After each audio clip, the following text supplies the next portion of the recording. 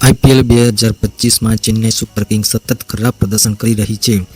મહેન્દ્રસિંહ ધોની આગેવાની હેઠળ આ ટીમને સતત ખરાબ સમયનો સામનો કરવો પડી રહ્યો છે। પહેલા ઋતુરાજ ગાયકવાડ ઈજાગ્રસ્ત થવાથી આ સિઝનમાંથી બહાર થઈ ગયા। ધોની કેપ્ટન બન્યા બાદ પણ ખાસ ફેરફાર થયો નહીં। 5 વખતની આઈપીએલ ચેમ્પિયન રહી ચૂકેલી ચેન્નઈ સુપર કિંગ વર્તમાન સમયમાં 9માંથી 7 મેચ હારી છે। ચેન્નઈ સુપર કિંગ માત્ર 4 પોઈન્ટ સાથે છેલ્લા 10મા સ્થાને છે। હોમ ગ્રાઉન્ડ ચેન્નઈમાં પણ તેને હારનો સામનો કરવો પડ્યો છે। સનરાઇઝ હૈદરાબાદ, દિલ્હી કેપિટલ અને royal challengers Bangalore Chennai super કિંગને તેના જ ઘરમાં પસ્ત કરી નાખી છે। દિલ્હીએ ચેપોકમાં 15 વર્ષ બાદ અને બેંગલુરુએ 17 વર્ષ બાદ ચેન્નઈને તેના જ ગ્રાઉન્ડમાં હરાવી છે। સીએસકે આ સિઝનની શરૂઆત જીત સાથે કરી હતી મુંબઈ ઇન્ડિયન્સની સામે।